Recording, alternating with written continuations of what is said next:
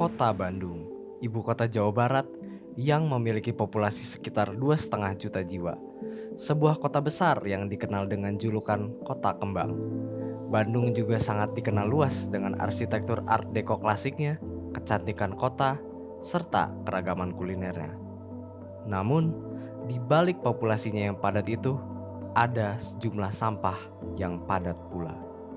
Jumlah sampah yang membeludak ini masih menjerat kota Bandung. Pada tahun 2023, kota Bandung masih menyandang status darurat sampah. Bahkan, Sungai Citarum yang terletak di Bandung merupakan salah satu dari 6 sungai dengan tingkat pencemaran terburuk di dunia. Kotornya Sungai Citarum disebabkan oleh pencemaran oleh limbah domestik yang langsung dibuang ke sungai tanpa dilakukan pengolahan terlebih dahulu. Tak hanya di Sungai Citarum, pembuangan sampah secara sembarangan pun masih terus terjadi di seluruh penjuru kota Bandung. Jenis sampah yang dihasilkan beragam, mulai dari sampah anorganik hingga yang akan kita bahas, sampah organik. Namun, pemilahan kedua jenis sampah ini masih belum dilakukan dengan benar. Masih sangat banyak sampah yang dibuang begitu saja, bahkan hingga harus membakar sampah tersebut.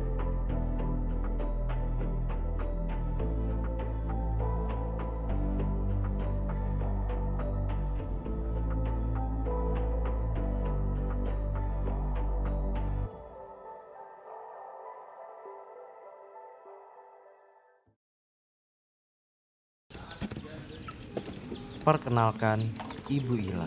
Izin mengenalkan ya, nama saya Ila. Saya kebetulan di sini tuh dapat tugas dari kelurahan untuk mengelola sampah khususnya sampah organik untuk jadi pakan maggot.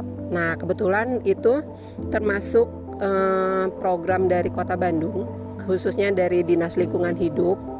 Nah, dari kelurahan yang ada di seluruh kota Bandung yang jumlahnya ada 151 itu, masing-masing kelurahan mempunyai satu rumah maggot. Nah, rumah maggot ini tuh peruntukannya untuk mengolah sampah organiknya. Jadi sampah organik itu ada sampah dari resto, dari rumah juga bisa. Itu bisa kita olah di sini. Nah, kebetulan kalau di sini tuh kebanyakan yang kita olah itu sampah organiknya dari rumah-rumah makan yang ada di sekitaran di sini gitu. Nah, itu yang kita olah di sini.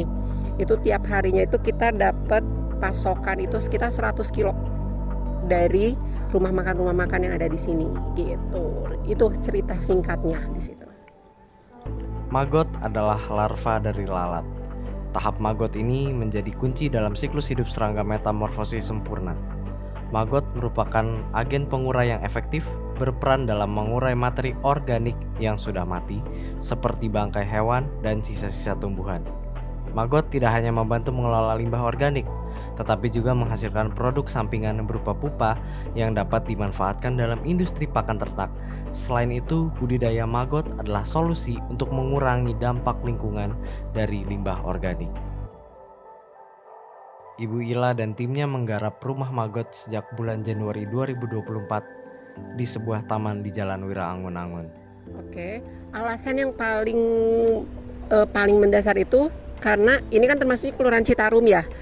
Kelurahan Citarum itu terkendala oleh tempat itu. Jadi sementara kan untuk pengolahan maggot itu sebetulnya kalau idealnya itu kan dari pemerintah itu menyediakannya 100 meter persegi.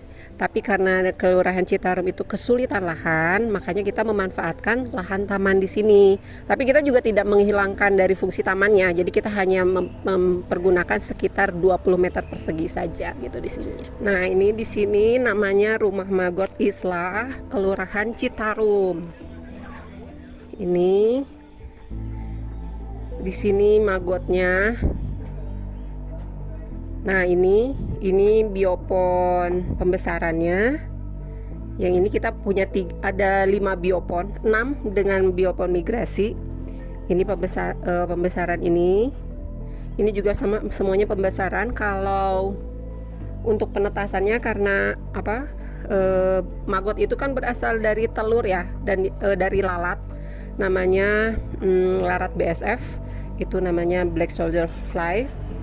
Itu asal mulanya dari maggot. Nah, jadi dia itu siklusnya hanya 44 hari, tidak lebih. Itu mungkin ada apa? Ada ininya, ada spanduknya. Inilah siklus dari maggot itu. Jadi dia akan, si betina mati setelah bertelur. Kalau yang jantan mati setelah dia kawin. Itu sekitar 4 jam setelah dia kawin dengan betina, dia akan mati kalau yang jantan. Ini siklusnya.